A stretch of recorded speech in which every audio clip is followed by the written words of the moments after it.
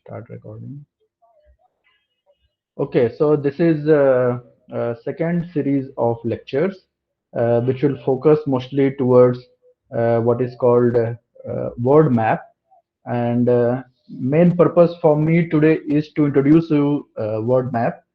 Before that, I want to uh, kind of recall some of the things in algebraic groups what you need.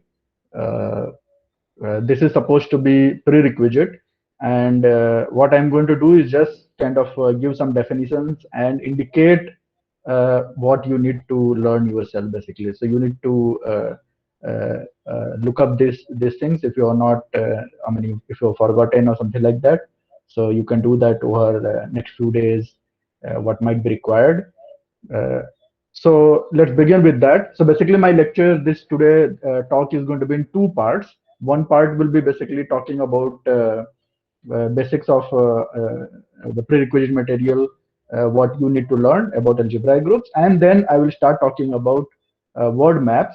And again, I'm not going to talk much about word map today because that is what is going to be this series of lectures, which later speakers will be talking about. But I just want to familiarize you with word map and maybe tell you a little bit of uh, story, a little bit of history about this problem and how this problem is one of the most important and challenging problem right now. And a lot of progress has been made. So hopefully I will give you some idea about that so that you feel motivated to learn, to attend the later lectures in this series. That is what I will try to do today. So let me begin with recalling a little bit of algebraic groups. Uh, so this lecture,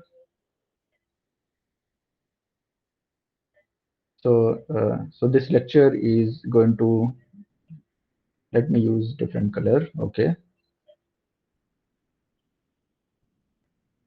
this lecture is uh, going to uh, tell you what you need to uh, recall for later lectures.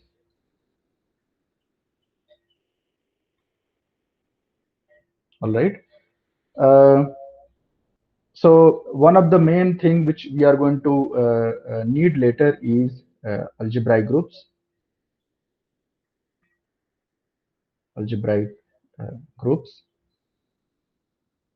I hope most of you have some familiarity with algebraic groups. Uh, uh, Maybe not a lot, but it doesn't matter. Uh, you can quickly pick up a little bit of the things about algebraic groups. So algebraic groups, there are like a lot of complicated things about this. First thing is that if you look at any basic book or if you do any basic course on algebraic group, you will be learning theory over algebraically closed field.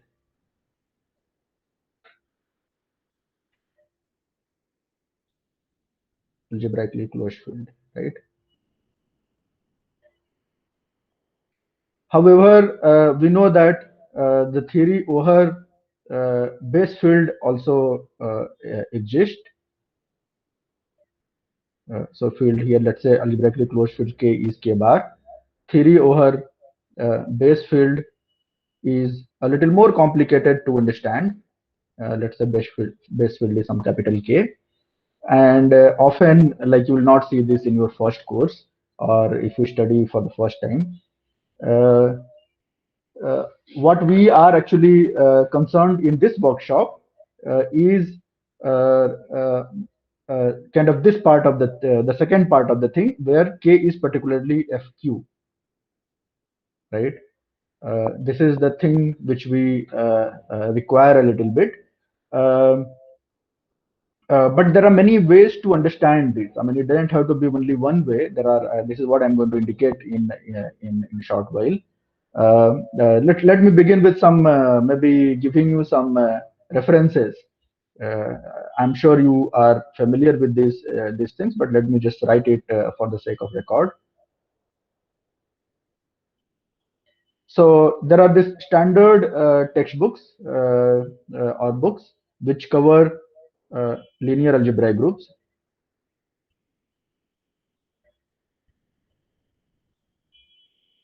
and these standard textbooks are by like T.A. Springer.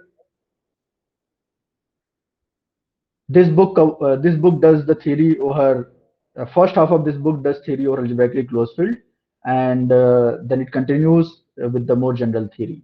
So it's kind of one of the very comprehensive book in that sense. And then there is a book by Humphreys. Uh, this talks about only over algebraically closed field theory, and there is also a book by Borel. And there are some newer books. These three were absolutely classic books for quite some time. But there are, in recent time, there are a few more books. A new book is by Marley and Testerman.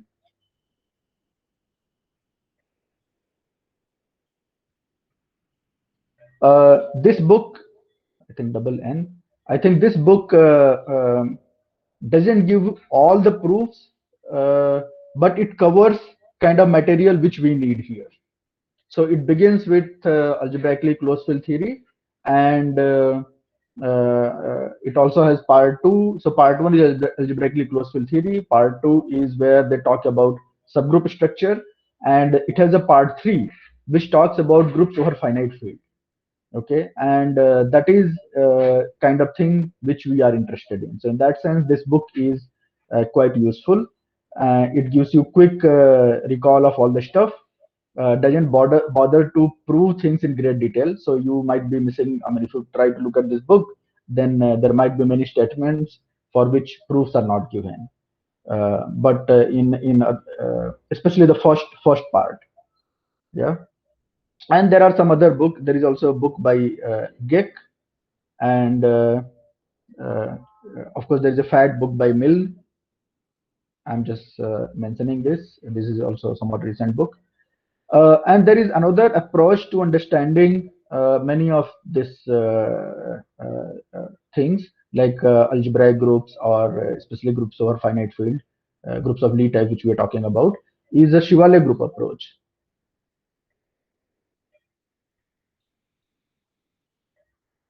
And the standard reference for this is a book by Carter and a book by Steinberg, which is called Lectures on Shivale Groups. So these are some other books related to this kind of material. And finally, the main topic, which we are dealing with, finite groups of Lie type. These groups are quite important and useful in many ways, because a lot of representation theory is studied for these groups. Okay, so but these groups are of particular importance, where we are talking about algebraic groups or base field in some sense, base field where base field is finite field. Okay, and many books on representation theory of groups of Lie type would actually talk about, in the first chapter they will talk about this finite groups of Lie type. So you can also look at, for a quick review, you can also look at some of these standard books. For example, again, there is a book by Carter uh, for representation theory, and as earlier I mentioned, the book by Male and Testerman, part 3. And there is a recent book by Geck and Male on representation theory. It's called character theory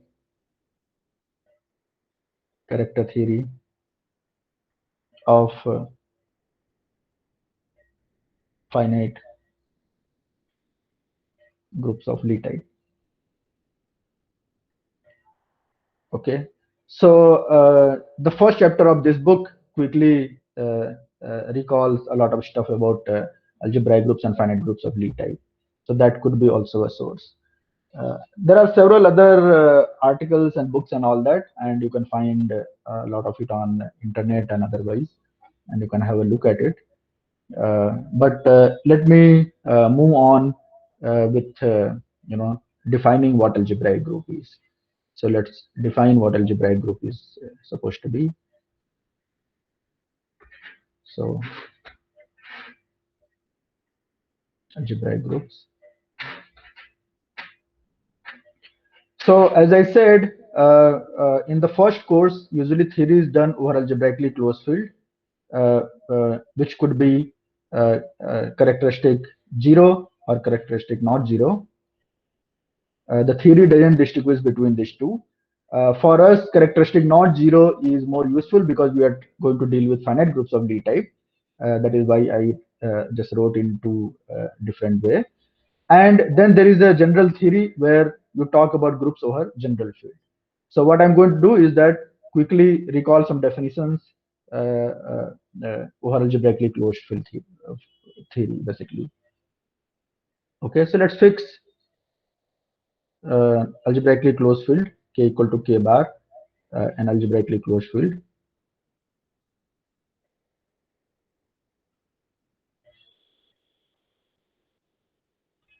Please ask questions whenever you want to ask something. Just unmute yourself and ask questions.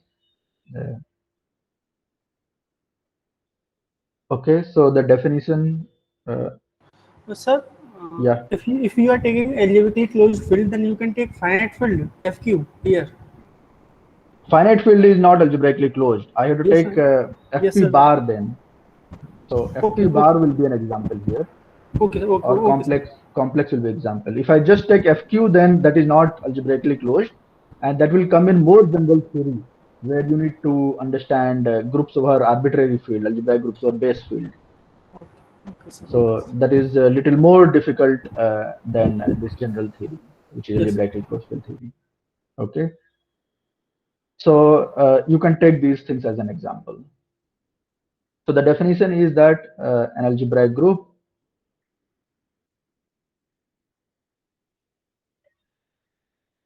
G is a variety over this field K, uh, where the group operations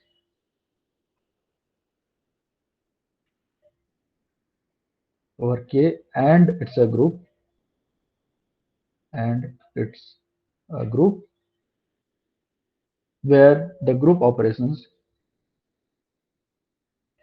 uh, there are two group operations, uh, the map G cross G to G, which is the multiplication map x comma y going to xy, and I have the inverse map from G to G, which sends x to x inverse. These two maps uh, are morphism of varieties,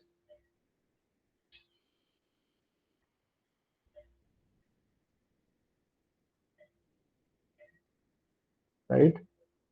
So notice that here I have not said it's an affine variety, but what in general we deal with, what we call linear algebraic group, we usually deal with affine variety. So, uh, so this is also a theorem that when G is an affine variety, and that means it's a affine algebraic group.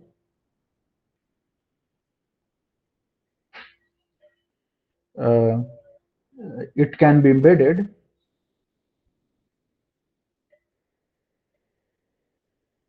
in GLNK for some k, for some n, with the same k, the field is same. It's a theorem. It's not a trivial statement, and hence affine algebraic groups are called linear algebraic group because this can be thought of as a closed subgroup of GLNK. Notice that I'm talking about variety. So there is Zariski topology and all those kind of stuff going on. So that is why I'm talking about closed subgroup. Okay, so that's often taken as an alternate definition of a linear algebraic group. Thus, these are called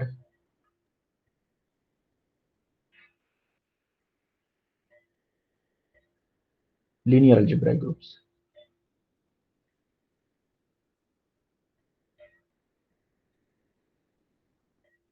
right? Because of this theorem. So what are some examples? I mean, the examples are going to be quite important for us and useful for us. So we have to keep examples in mind.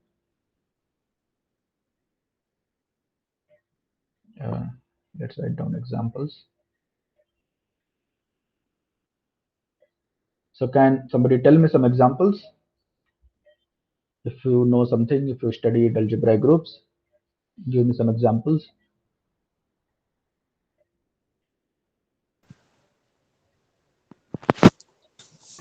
Sir, special linear group. Okay, special linear group. GLN, for example, SLN. Before that, there are much simpler examples, GA, where the set is just the field K, or GM, which is multiplicative group. So the set is K star with multiplication. These are also examples of algebraic group. Then you have GLN, SLN, and ON, SP, 2N. And if you attended course of Manish on exceptional groups, there are these exceptional groups of type G2, F4, etc. Yeah, these are examples of algebraic groups. So notice that I'm writing just GLN. I'm not writing the field K in the bracket, which is understood because this is supposed to be uh, a group which is supposed to be acting on any field. So there is this other idea that you think of group as those objects where you can put any field and it will give you a group. So you can think of it as a functor, or you can think of it as another sense. So they are much more general objects in that sense, right? There are some other examples other than these. Unit triangular group.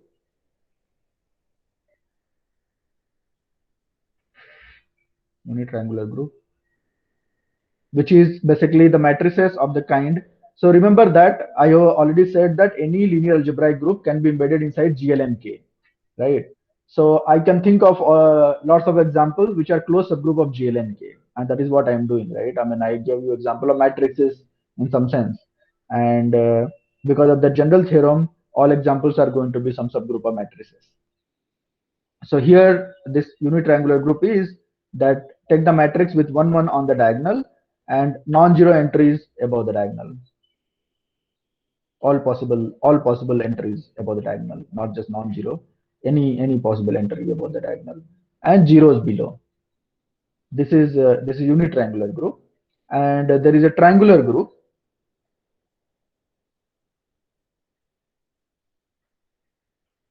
which is basically all the matrices of which diagonals are non-zero and above the diagonal could be anything, and zero below that. So because it has to be subgroup of GLN, so the entries on the diagonal has to be non-zero, and anything can be there above the diagonal. That is what is triangular group. There is another example which we'll keep seeing, and you will keep hearing this word, torus. Torus is supposed to be several copies of GM. You can take finite product of any of these groups, and that is going to be algebraic group. So let's say I have taken R product. You can write simply GM to the power R, and this is an example of algebraic groups, right? So, what was GM, sir? Sorry. GM is supposed to mean what is GM? So GM is supposed to be mean with the set K star with the multiplication as an operation, right? Because I'm given the field K, so I can take K with respect to addition, that is called GA. If I take K star with respect to multiplication, K star meaning K minus 0, then that's also a group, and that becomes algebraic group, and that is what is denoted as GM. Okay. How can we see this torus in GLNK? So torus is in GLN. You can think of diagonal. Yeah, for example, I mean, there are many ways to think. One simplest example is to think of this as a diagonal. Okay. of that size. I'm not fixing n when I say that subgroup of GLN, right? I'm not fixing n, Okay, okay, sir. right? Yeah. So we can also have definition of solvable group.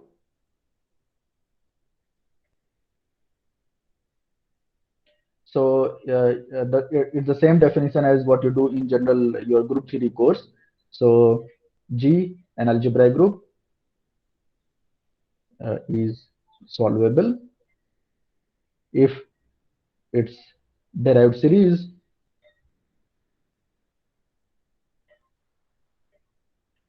terminates at finite step, right? Terminates mean it becomes identity uh, after some finitely many times. It turns out that when you take commutator of G with itself, that's also an algebraic group. Although it is a subgroup, right? So it's a closed subgroup. So that requires a little bit of checking to make sense of this definition. I'm just telling you the complication involved here. And an example of solvable algebraic group is just now we wrote down triangular group,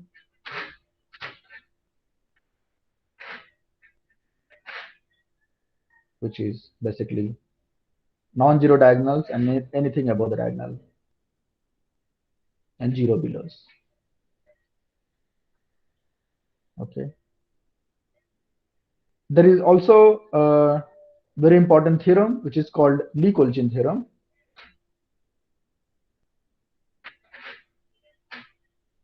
which tells us that any solvable group is essentially of this kind. Essentially, it is a subgroup of a triangular group. So if I have G, which is a connected solvable algebraic group,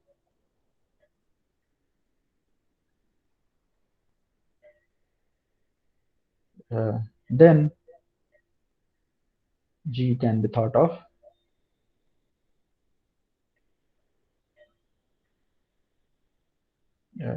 as a closed subgroup of upper triangular matrix group or triangular matrix group.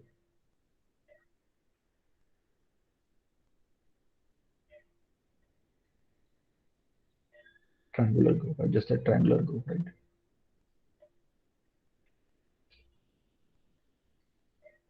So this theorem will tell you that broadly speaking, any solvable connected solvable group is a subgroup of triangular group. Okay, so this brings us to two important definition of in this algebraic group, and which you will keep seeing often. What is a reductive algebraic group and what is a semi-simple algebraic group? So for that, I need to define radical. So I'll define radical first. So suppose I have G, uh, uh, an algebraic group.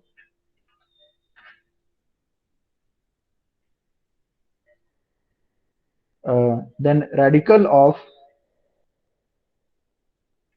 of G is supposed to be maximal closed connected normal solvable subgroup.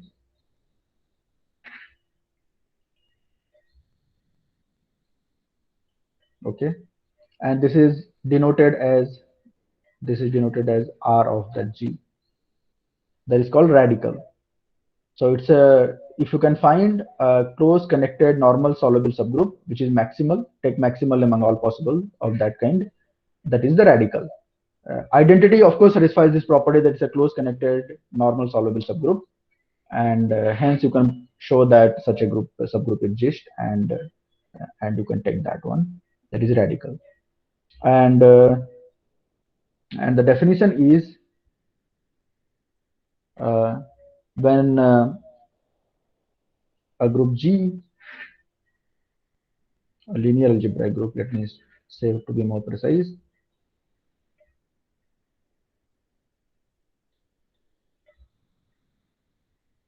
algebraic group G is semi-simple if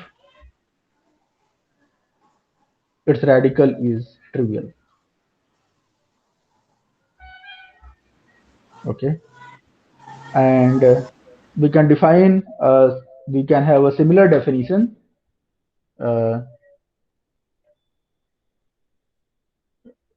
which defines reductive algebraic group. So for that, I need to define what is called unipotent radical. Unipotent radical of G is supposed to be maximal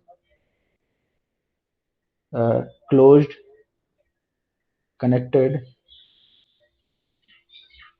normal unipotent subgroup of G. That is called unipotent radical, and this is denoted usually as RUG. And the definition is that a group, a linear algebraic group, is said to be reductive if unipotent radical is trivial. And the example, some examples to keep in mind: GLN is a reductive group.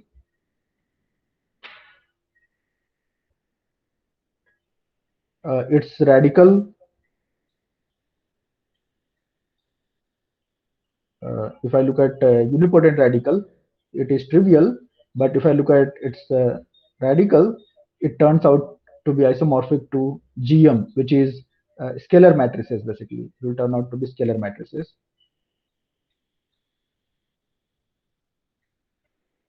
Okay, and hence it is not semi-simple.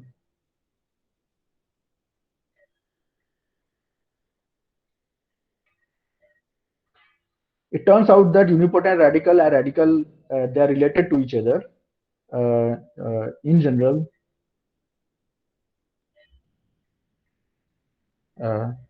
RUG is supposed to be, if you can find radical, then take its unipotent part, and that is RUG. And hence, this will imply that semi-simple is always reductive.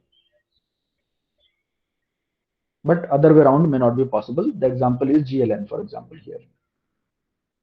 Lots of other examples which you wrote down, for example, SLN, SON, SP, 2N, these are semi-simple.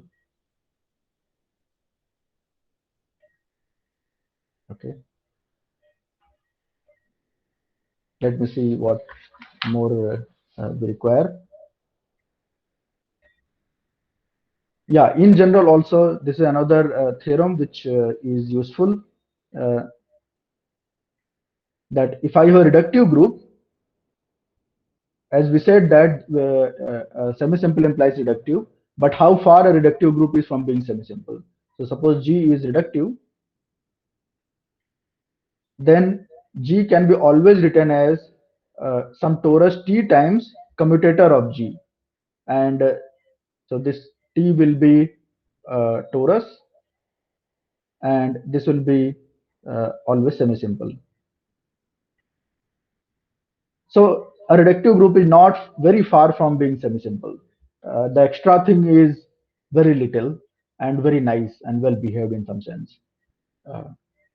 So the in any theory, any topic you study, or anything you read, you always ask this question, that can we classify those objects? So you can ask this question here, that can we classify linear algebraic groups?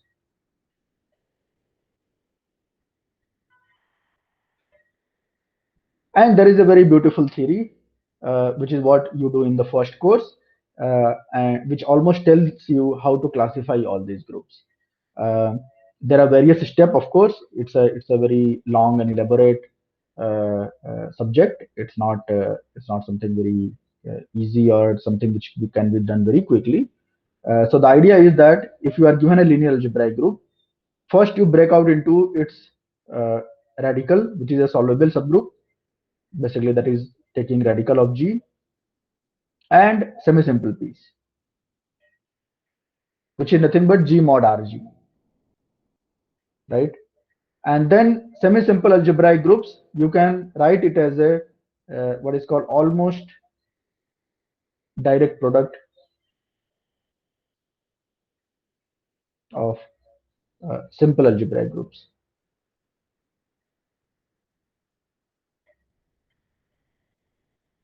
Okay, and the simple algebraic groups are classified, and these are classified via what we call root system or root datum in general, and that is how you classify all algebraic groups. In that sense, all these algebraic groups are classified.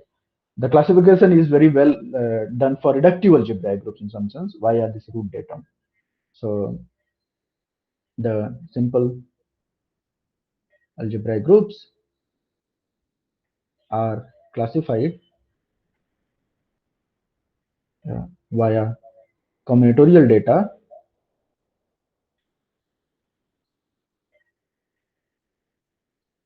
called root datum.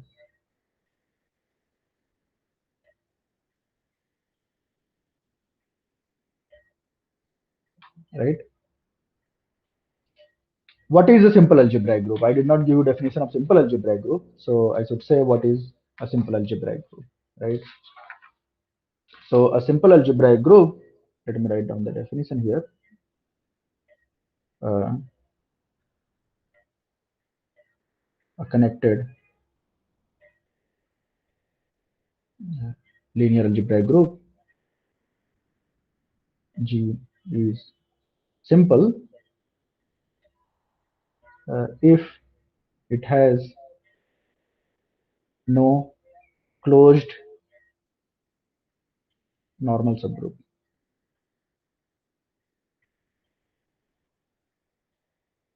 Of dimension strictly bigger than 1.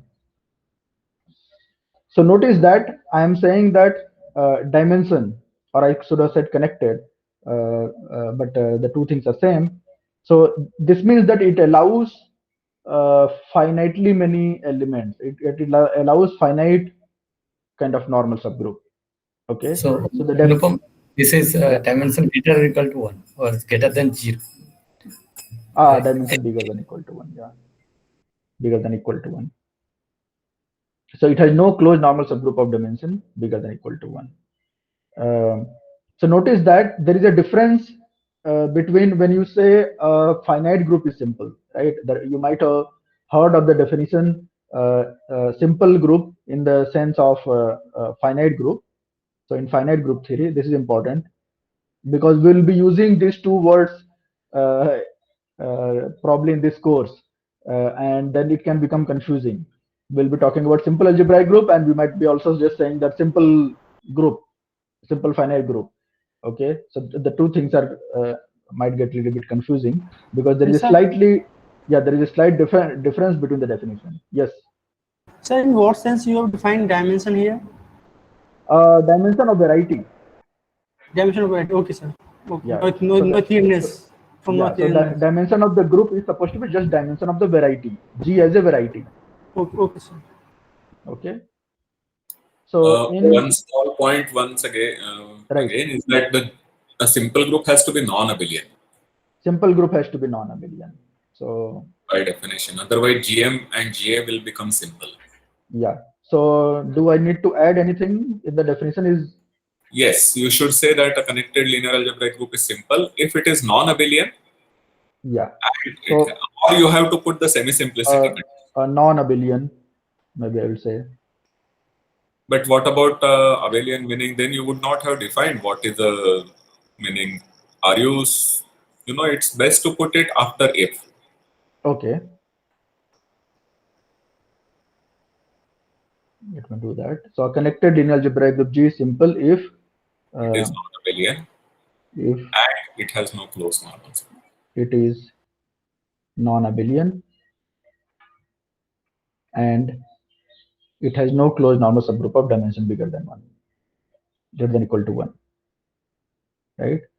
So okay, I was trying to tell you the difference between simple algebraic group and what you are used to hearing about simple group in finite group theory course. Usually our first course on group theory is we generally talk about finite groups more there.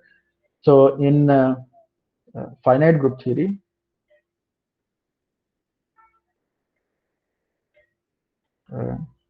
simple group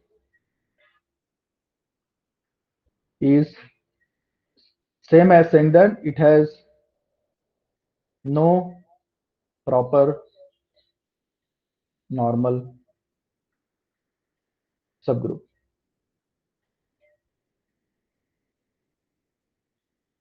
Meaning identity and the whole group, these are the only two normal subgroup, right? So here we don't put non-abelian. So there are abelian simple group. So example here will be in this family. If you know, the examples would be, for example, the cyclic group Z mod PZ, and if you know alternating group AN for n greater than equal to 5. So AN will be used in two different sense. So I want to distinguish that. So I will simply I think I will write it as alt n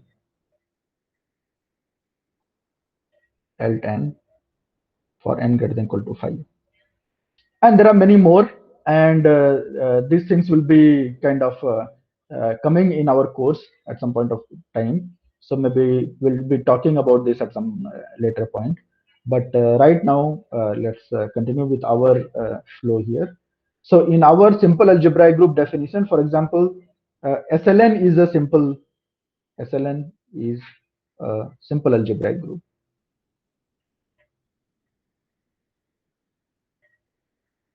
Although it could have center, right? So for example, if you take the center, so what is the center of SLN?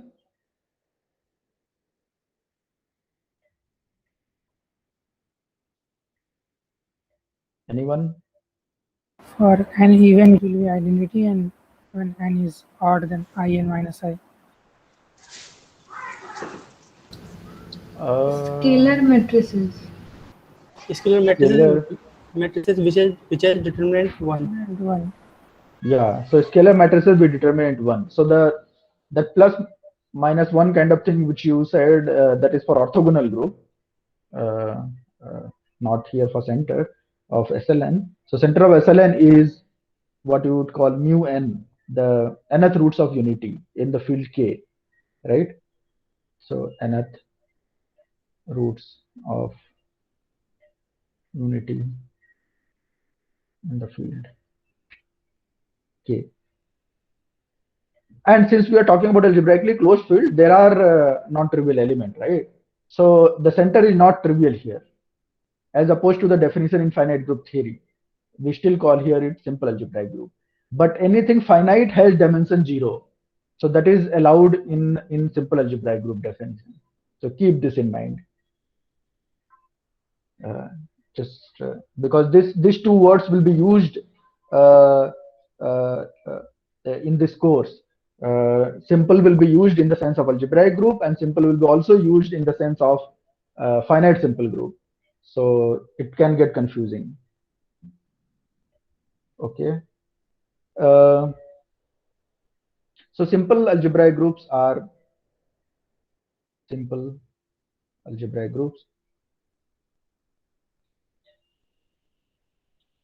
classified via root system or root datum more generally. Root datum is much more general definition which can classify any reductive group even. Otherwise, if you have studied Lie algebra, you would know root system. So, and the classification, then it goes via, making Dennken diagram and things like that, and then it turns out that there are this kind of families: AN, BN, Cn and Dn, and then there are exceptional groups G2, F4, E6, E7, and E8. These are called exceptional groups.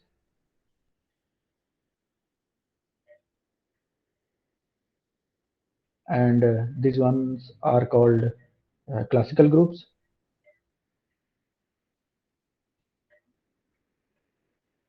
And these groups can be also kind of written explicitly. For example, this group AN is supposed to be SLN plus 1, BN is supposed to be SO 2n plus 1, CN is supposed to be SP2n, and DN is supposed to be SO2n.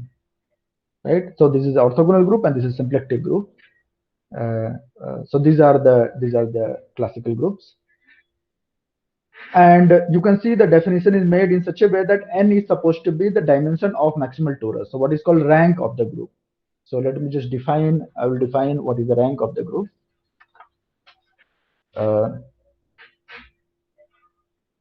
Okay, so this is one thing which you can classify algebraic groups, but there are also structure theory for algebraic groups.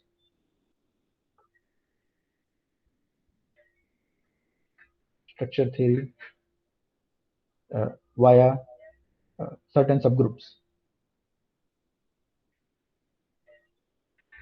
So another way to understand some object is that you find its sub-objects and try to understand those sub-objects, and that way you can develop understanding of that group. So for algebraic groups, there are some several good objects, good sub-objects available, and they can be very helpful in understanding this. For example, maximal torus. So I defined what a torus is. So maximal torus is supposed to be maximal among all torus in some sense, right? Inside the given group G. And it turns out that maximal tori are conjugate. So this is one of the important theorem. It's non-trivial to prove. The fact is that all maximal tori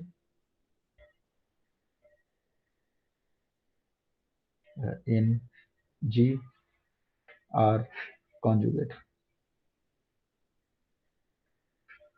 Okay. I am trying to focus here. Whatever statement I'm going to make, I'll just assume that G, I'm talking about G reductive.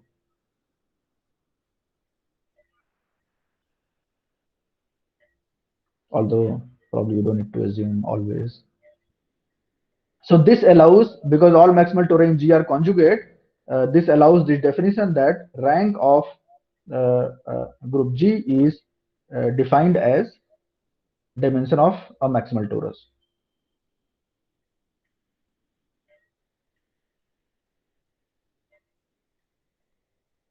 Again, I will warn you because these things will get confusing later.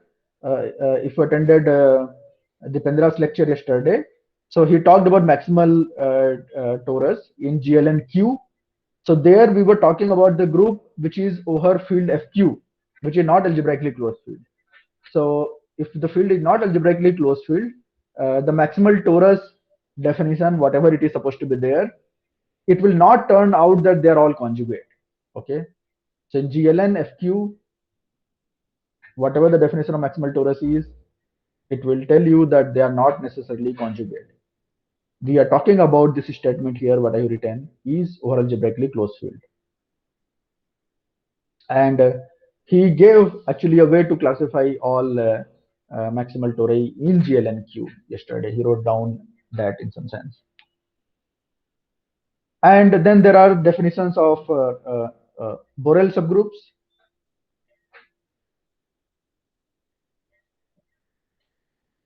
Borel subgroups. So what are Borel subgroups?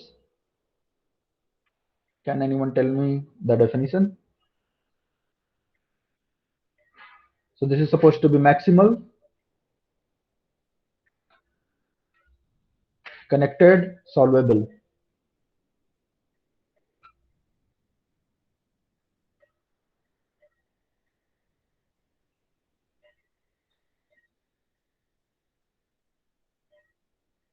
right? And then there are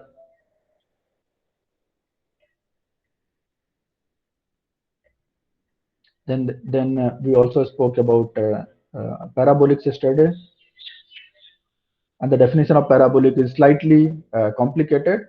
A subgroup P of G is parabolic if G mod P is a complete variety.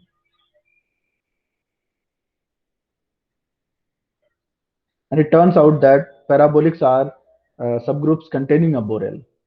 So anyway, one can do a lot of things in this thing, and one can keep talking about this. And I'm just telling you what all you need to recall and read. I think I will leave it here.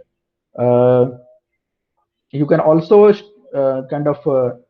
read a little bit about uh, uh, groups over finite field, algebraic groups over finite field FQ, because this is what will be required in our course here. And I think some of these things will be recalled later, so I'm not going to go into this right now. Instead, I will talk about word map a little bit. So what are proper parabolic subgroups? Sorry?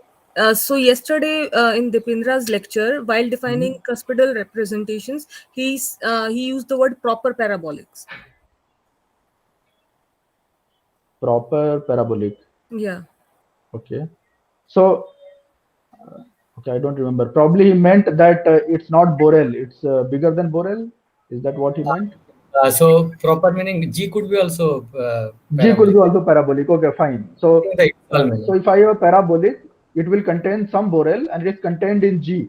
So the definition will say that B is also parabolic and G is also parabolic. Yeah, B is the minimal. B is some kind, like in some sense minimal parabolic, and G is the largest maximal parabolic. So sometimes you don't want B or G. Certainly when you are doing induction, you don't want G. So you would say that P's proper meaning is a proper subgroup of G. Okay, sir. Thank you. Because if P is G, then what are you inducing anyway? So okay, good. So let's talk about now. I will maybe I'll just stop for a couple of seconds. If you have any question, you can ask me, and I will drink water in meanwhile.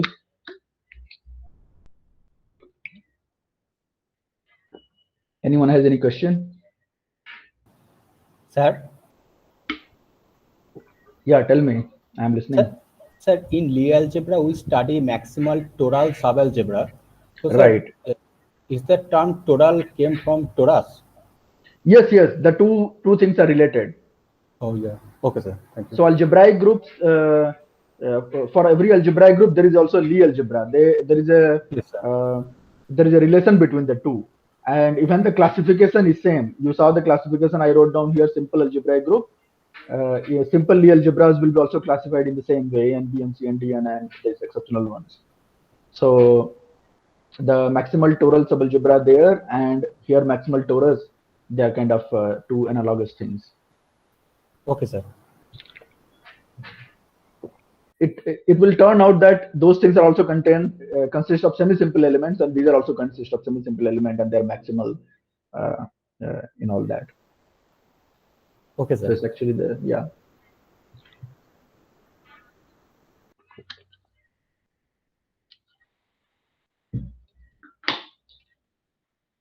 Okay, any more question?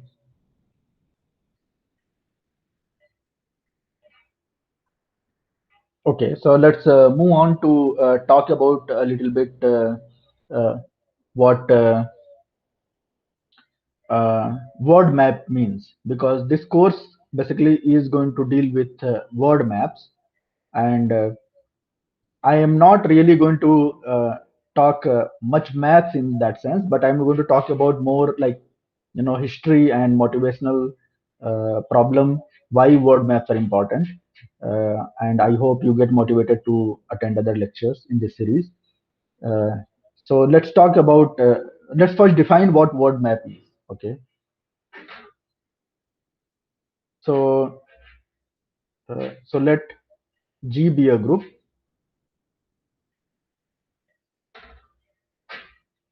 Okay, and suppose I have W, an element of free group on D generators.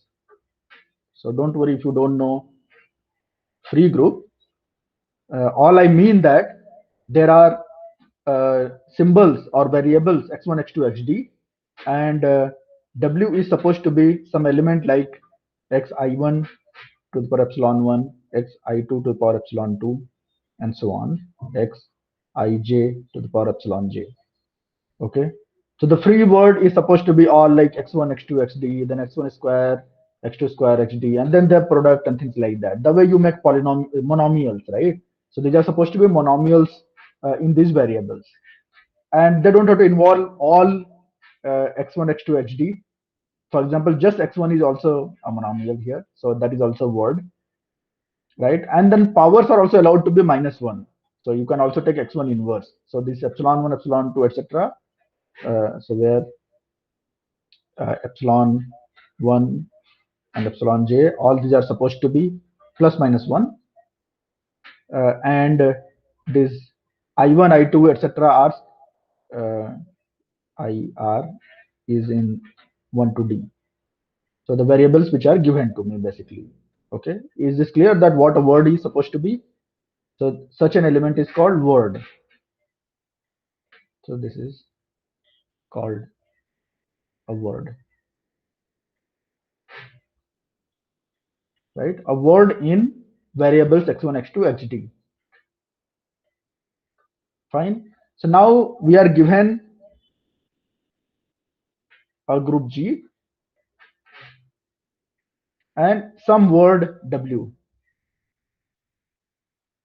What we do that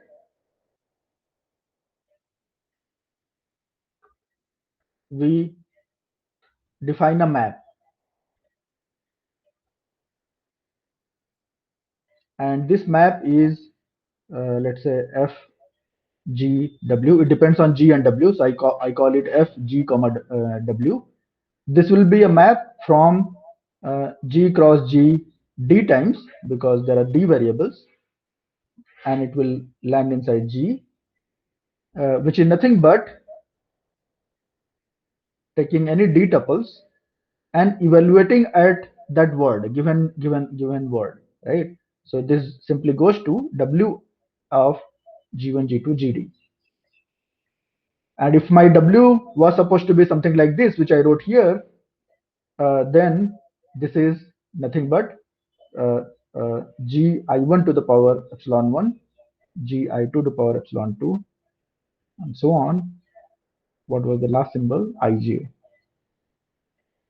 Gij to the power epsilon j. Right. So I am given basically a monomial in certain Sir? variables. To define this map, I just simply substitute.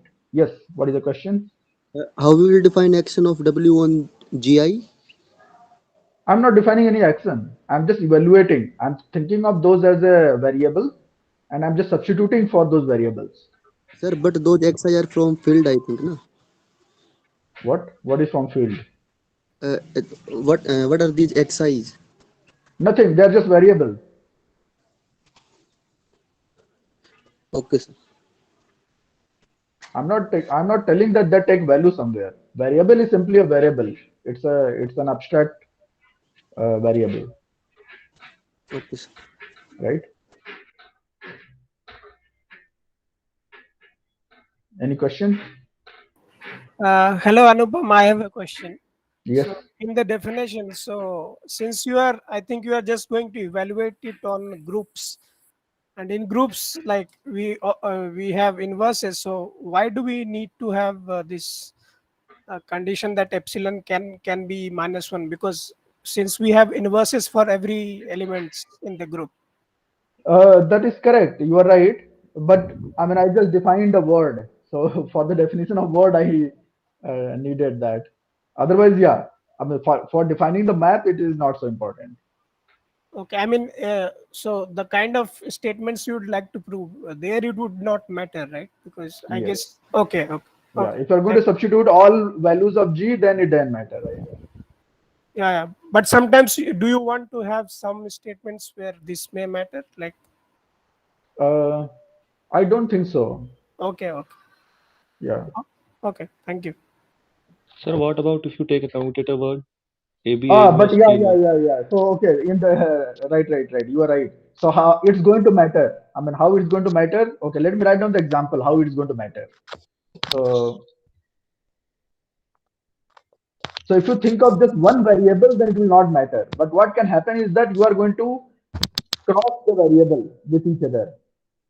Then it can have totally different meaning. So let me write down this example. So let's take the word in two generators, x1, x2, x1 inverse, x2 inverse. Now you see this x1 inverse is not going to play the role of x1. Okay.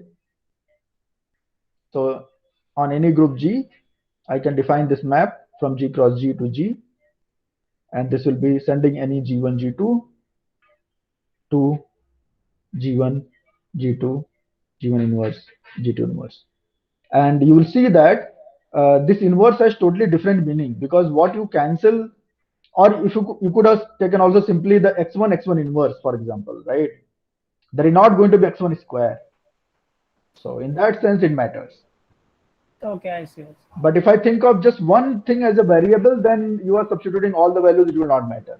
But with respect to the other variable, what cancels out, there it will matter. Yeah. So it's important. Yeah. So we'll keep plus minus both in the definition. Okay. I hope this is clear now. So there are these two classic examples. We'll keep this. So example, this is a commutator word. So this is called commutator word.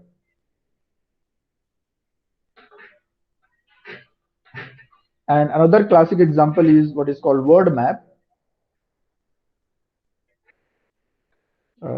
Power map, which is very simple thing.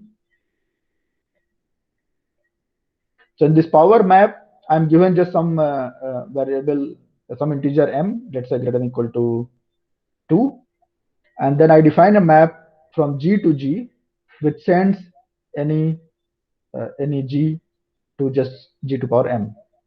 I have a single variable. So here the word is supposed to be simply x to the power m. Right? So such maps are called power maps. So these are two classic examples which we'll keep in mind. Okay, so before I tell a little more, I want to actually talk about these two examples a little more, especially from historical perspective. What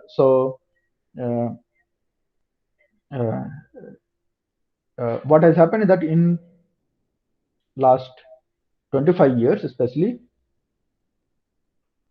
the problem which I am going to define, I have not defined the problem. The problem, which is word map, basically, broadly speaking, it's called word map problem. And I have not defined yet what the problem is, but I will define that. Has seen lots of activities.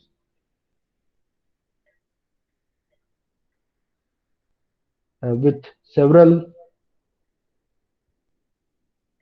path-breaking results in this subject.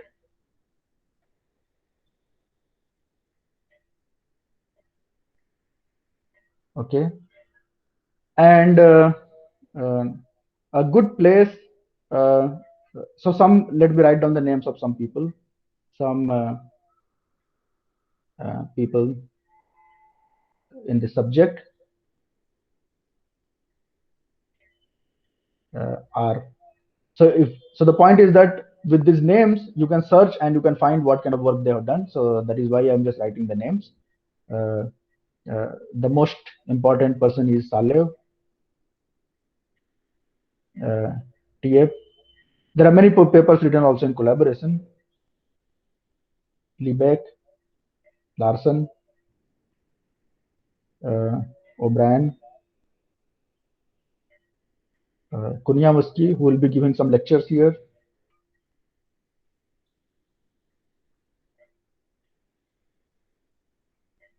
Plotkin,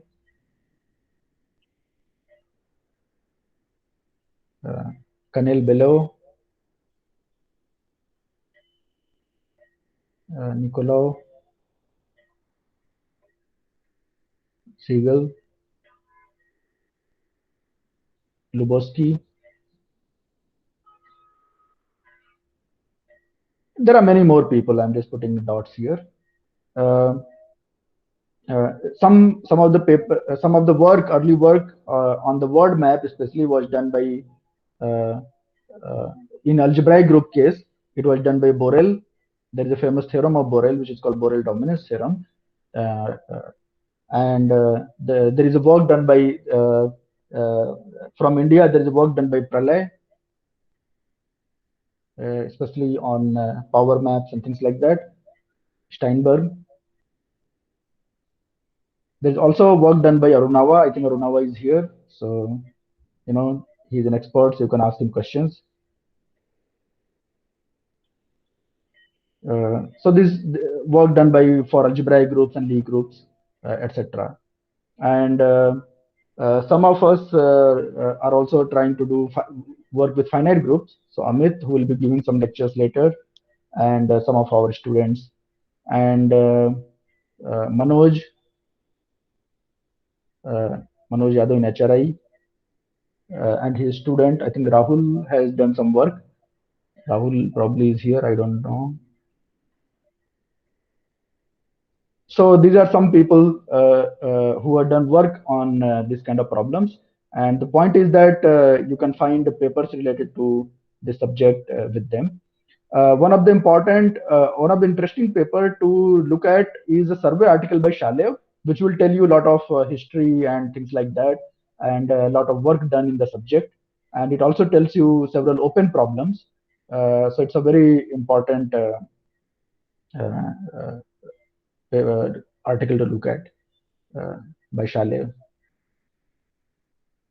On our webpage, I have created a new link where I am going to put some references, whatever we are coming across here. I'll just give link. Of course, I can't, for copyright reason, I cannot post the paper directly.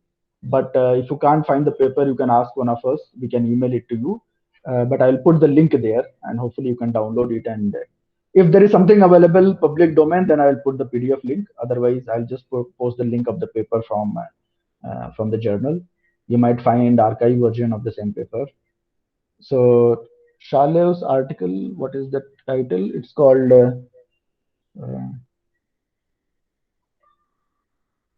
some problems in word map or something like that.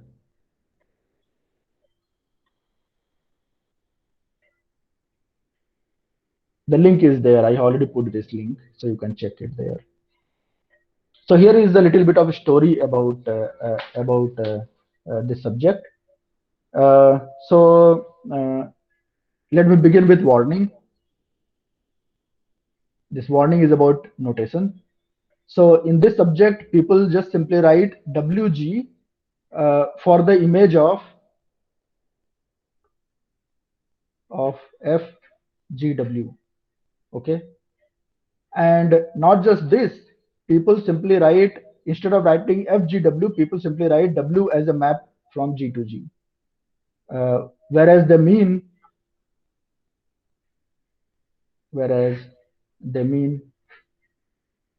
FGW from G to power D to G.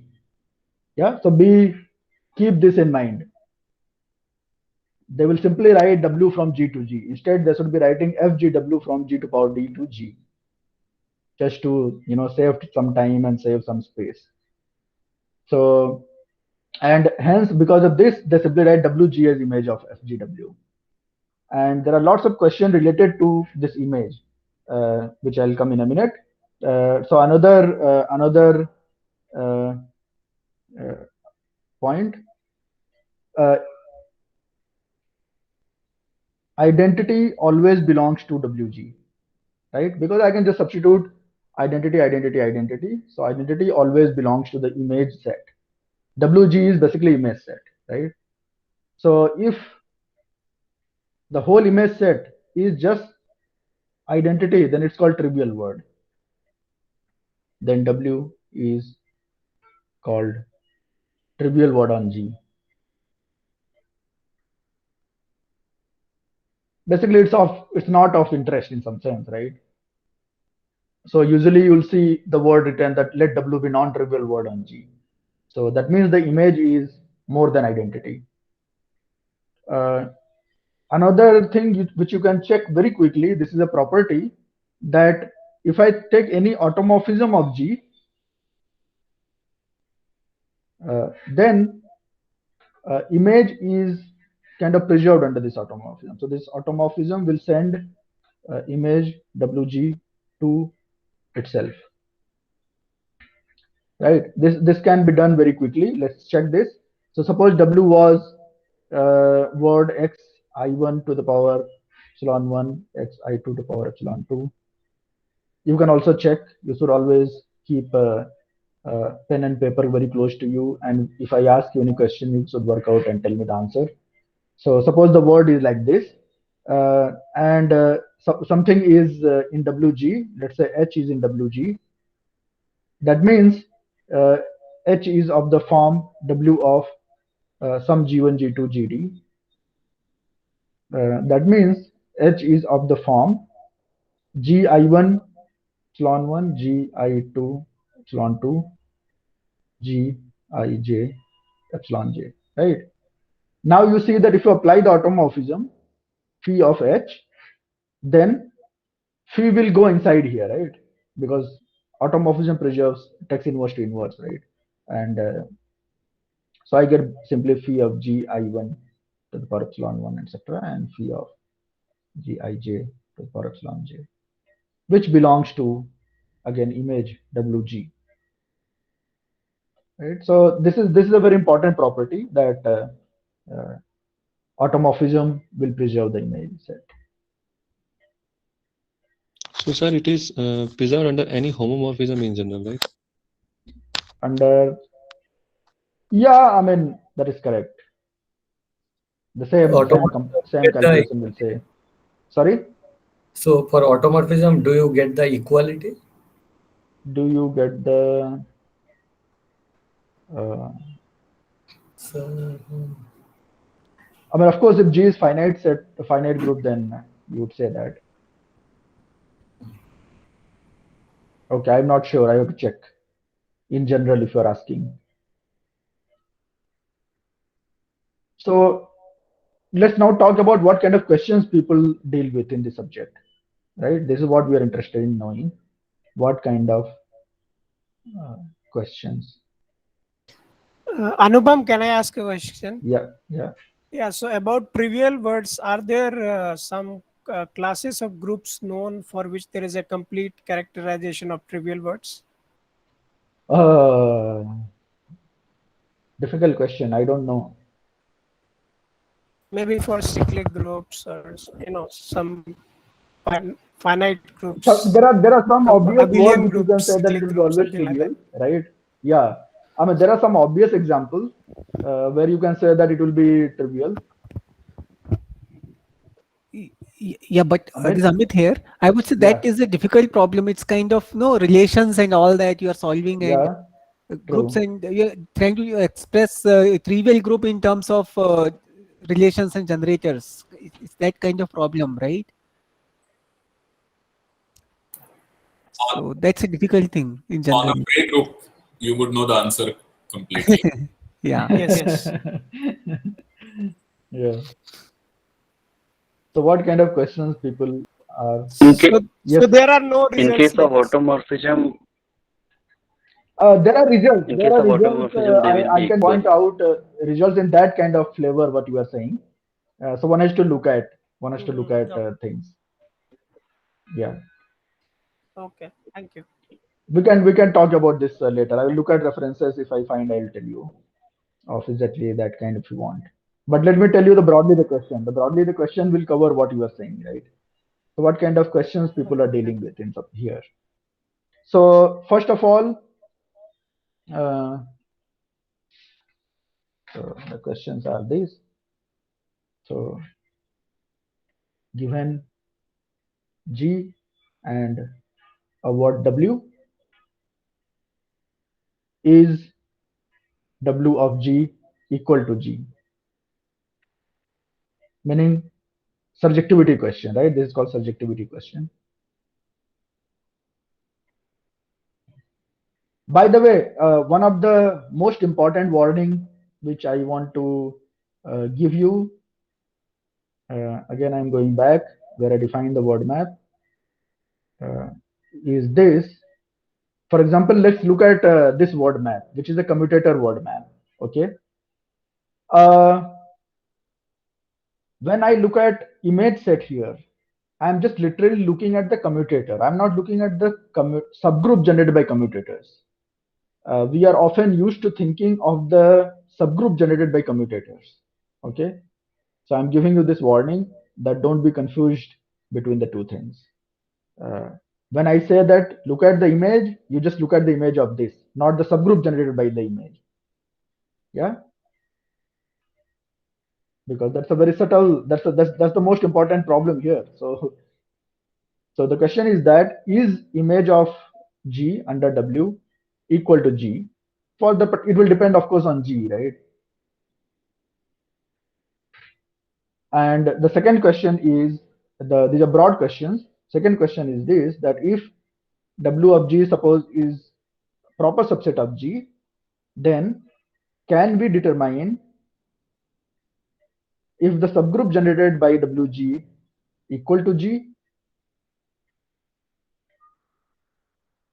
Maybe determine if subgroup generated by WG is G, and if yes, can we compute the width?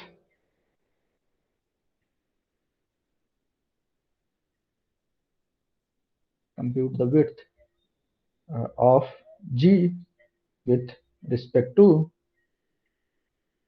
set WG, right? And what is more important in this subject is that often people deal with family of G and fixed W, or they might be dealing with fixed G and a family of words, not just one word. So the question, there are many questions, right? I mean, it's not just one question. You can, like you asked, who asked the question? Sumit, I think, right? So you are fixing a G and you are trying to find all the words. You are trying to vary the words with certain property, right? And of course, you can ask more complex questions. Can I ask, can you recall what is width of G with respect to WG? Okay. Yes. Yeah. Because that is also an important question. So let me define what width means. So suppose I am given a group G a group, and suppose I have a subset of G such that S generates G. So this is my notation for S generates G. So this is a generating set. Generator. What does this mean? That given any element of G in G, G can be written as some product of elements of S, right? What is the largest largest J required so that every element of G is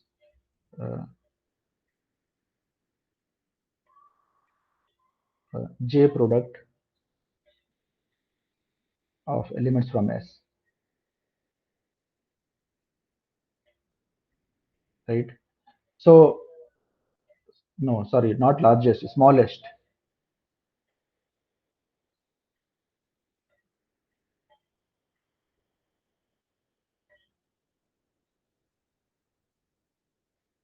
Right. So I try to write every element of G as a product of S, right? And if I can write every element as product of 2, then the width is 2.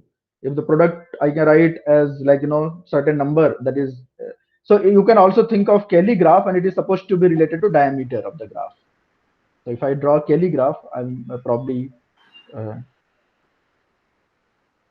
you might be familiar with Kelly graph.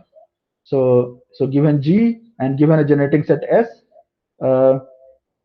you make vertices out of the elements of G. So these elements are supposed to be vertices, which are labeled by elements of the group G, and so on. And I have an edge if I can write G2 equal to G1 times some element from S, right? And the finite, if the diameter is finite, that finite number is basically this width.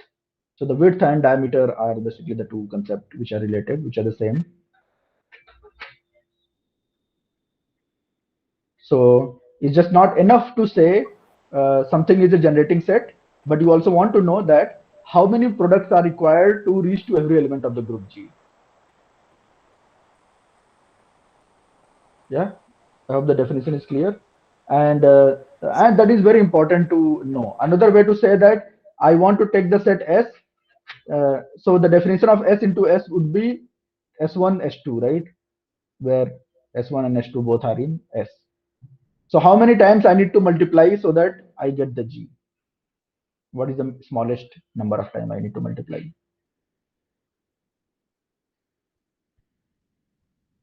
Okay.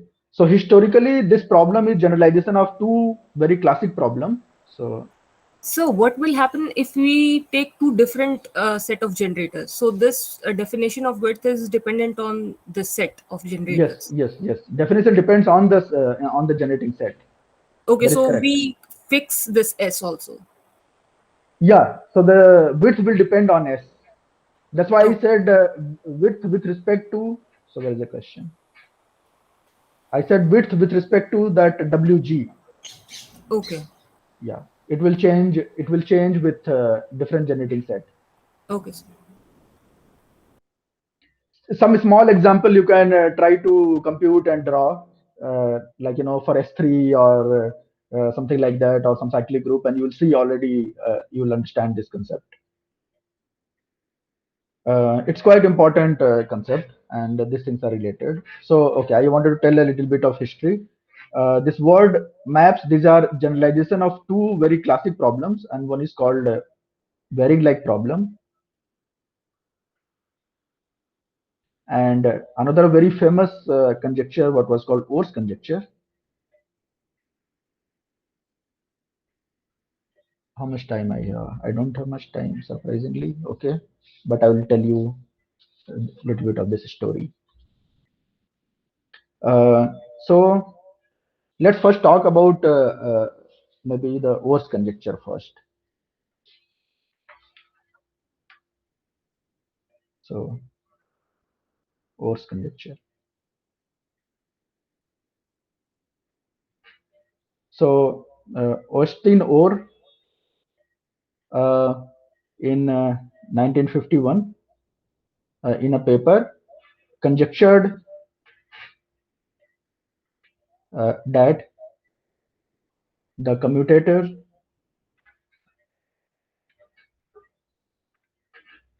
map is surjective for all non-abelian finite simple groups.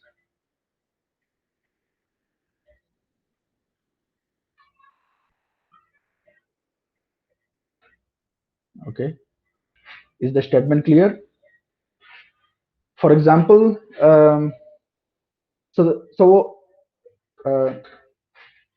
in our group theory course, in undergrad group theory course, we prove that AN is simple. Alternating group AN is simple for n greater than equal to 5. Right. So we try to what does that mean? We also prove on the way that commutator subgroup is itself. But we prove commutator subgroup is itself, right? The subgroup generated by commutators. This is much more. Here I'm saying that every element is a single commutator. I'm not saying here the conjecture says that it's a single commutator. It doesn't say that it's a product of commutator. because that we prove in undergrad course. So it won't be a big deal here. So that's the difference, very subtle difference here. All right. So even though you can prove that subgroup generated by commutators is the whole group, but what the conjecture says that everything is just a single commutator. And Orr himself proved it for alternating group where he conjectured this. In fact, you can see his paper available online, and we will give this as first one of the exercise for you to prove in the tutorial session, warming up exercise, so that you can get hold of these concepts. So we can think of, so how does this fit into this more general definition of word map? So basically we are looking at the commutator word map from G cross G to G,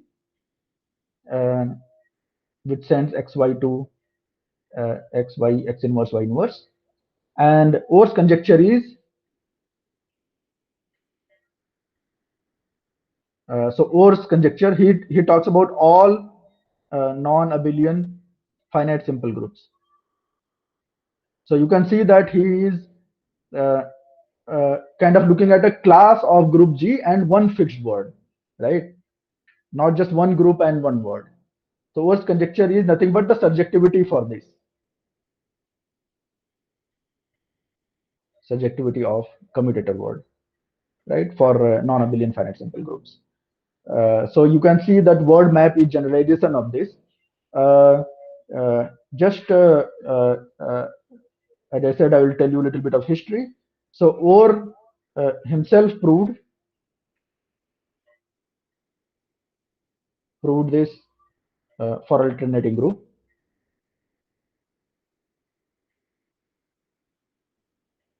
And he makes a sentence saying that perhaps this is true for any finite simple group. It's very interesting to read that line. This is 1951.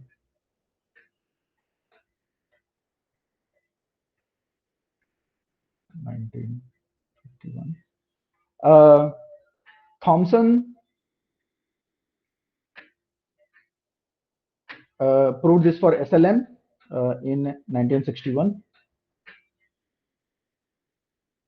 Then Ehlers and Gurdjieff, the major breakthrough was Ehlers and Gurdjieff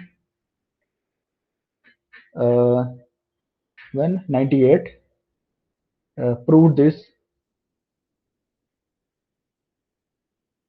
for finite simple groups of Lie type.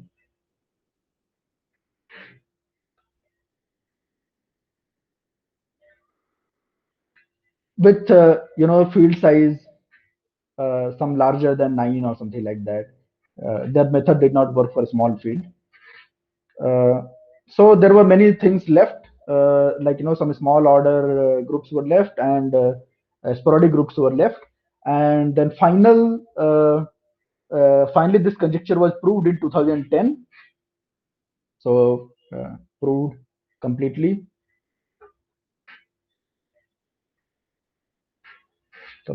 in 2010, not too long back, by Liebeck, O'Brien, Shalev, and TF. They have written many papers together, and their acronym is LOST, L-O-S-T. So this is quite you will see quite often these four names together.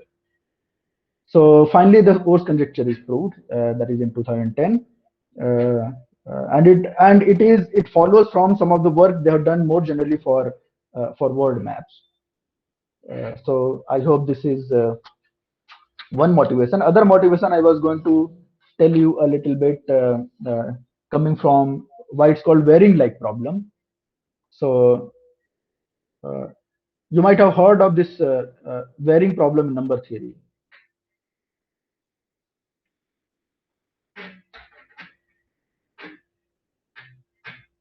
And what is that? So this problem says that given n, does there exist some function of n such that every positive integer is a sum of fn many nth powers.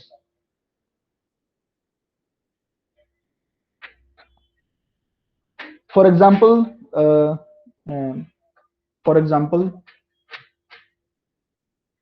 you might have seen 4 square theorem. So 4 square theorem. This implies that f of 2 n equal to 2 is just 4. So this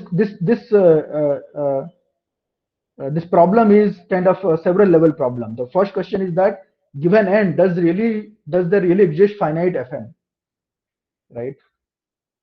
And if it exists finite fn, then what is actually that number? And sometimes you find as like, you know, if you look at the subject, as you often find fn a very large number, but the smallest fn is supposed to be the smallest number. The finding the smallest one is much more difficult. And there are lots of problems in this subject. We also have contribution from Indian mathematician Balasubramanian, who was director of IMSC. So there is Indian contribution in this subject. So I'm not much expert on this, so I'm not going to talk about this. But this is also kind of a word problem, right? So what you are trying to do is that you are trying to look at x1 to the power n plus x to the power n plus x fn to the power n. And the question is that, does this represent all positive integer if I substitute integers here, right? So kind of this is defining a map on integers, and output is you are asking whether it's subjective on all positive integers. And this question can be generalized to a group, a non-commutative setup. So this is kind of additive setup. So non-commutative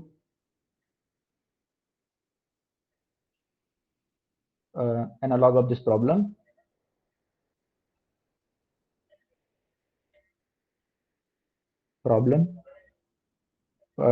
For groups. More generally, there are problems also for algebras, etc. Is broadly called varying like problem.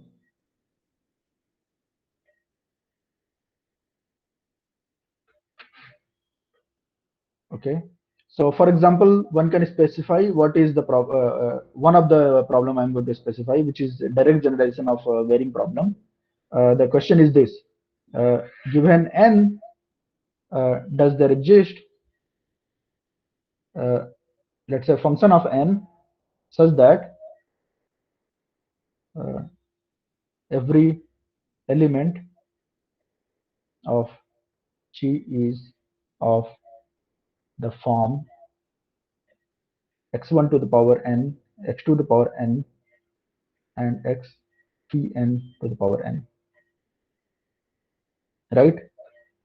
This is the, I mean, okay, I should fit it one frame. So the question is that, suppose I give you some n and I have some group G. Does there exist some finite phi n, some function of n, that I take x1 to the power, x2 to the power n, x phi n to the power n? This represents all elements of the group G. In the sense, other way around, you want to say that if I take this as a word, call this W, then the word map is this surjective on G phi n. Rather, this question is not thought of it like this. It is thought of as a look at the power map Wn from G to G, which sends x going to x to the power n. Now the question is that, what is the width of G with respect to the image? So what is the width of G with respect to Wn of G? Of course, before that, you have to determine that image generates the G, right? So that question is a sub question of this. And this is what is called varying like problem, and this was quite challenging problem, and this problem is solved for So the problem becomes more interesting if you take G as a family and get uniform phi n, right? So that is what the problem was solved by Shalev, that for all non-abelian finite simple group, if the group of size of the group is large enough, then just 2 product is enough. Okay, and that was like one of the real breakthrough in the subject. And there are many other results, and like there are like hundreds of papers by now in this subject, which are very interesting to read. I think I will stop here, and if you have any question, you can ask me questions now.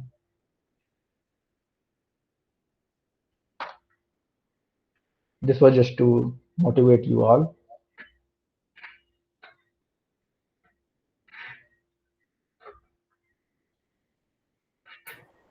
Anupam, can you give Yes, some idea of what we are going to see in the coming lectures? Okay, so there are so let me tell very briefly. So there will be lectures by Amit Kulshresht,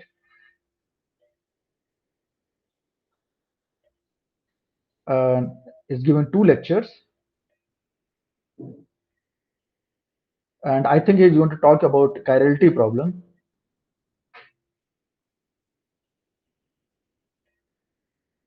Which is about understanding what kind of subset can appear as an image. Amit is here, maybe he can tell a little bit of synopsis of what he's going to talk about.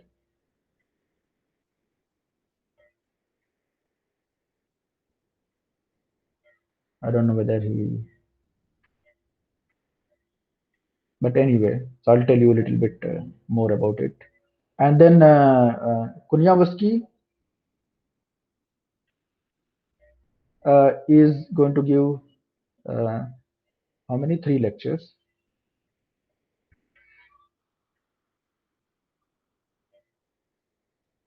And he is going to talk about this word map on algebraic groups.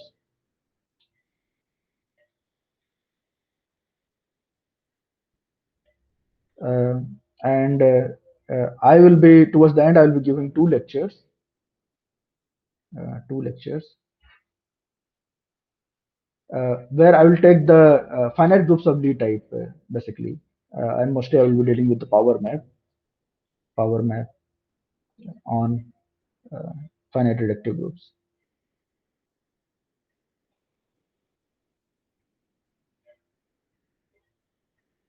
So the same problem, you will also see this in this course, that will be dealing with the same problem on algebraic groups, and you can also deal with the problem on Lie groups, and of course finite simple groups, and more general, of course, with any finite group.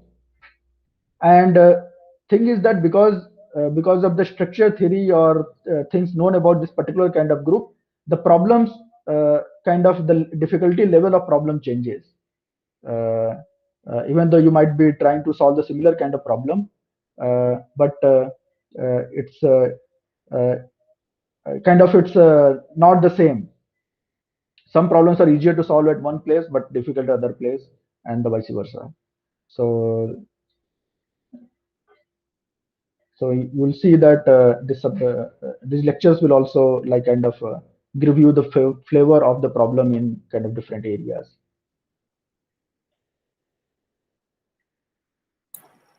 Thank you. Yeah, thanks.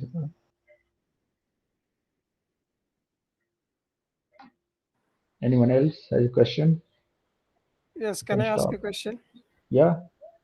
Yeah, so for if you have a cyclic group, then we know that all these subgroups can be obtained as